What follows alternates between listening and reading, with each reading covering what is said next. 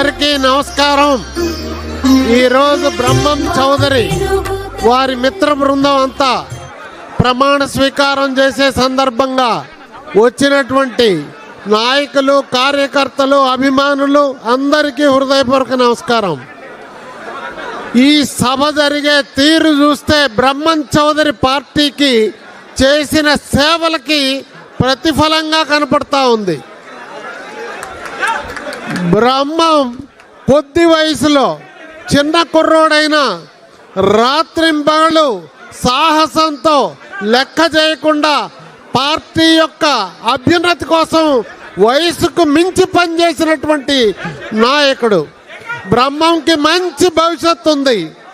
బ్రహ్మం ఆ రోజు ఆయన అవయవాలు కూడా దెబ్బతిన్నాయి ఆందోళనలో, అయినా లెక్క పెట్టలేదు.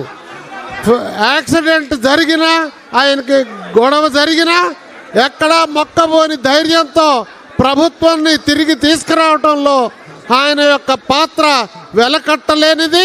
అందుకే లోకేష్ బాబు గారు, చంద్రబాబు నాయుడు గారు వారి సేవల్ని గుర్తించి ఈరోజు సరైన వ్యక్తికి సరైనటువంటి పదవి ఇచ్చి గౌరవించారు.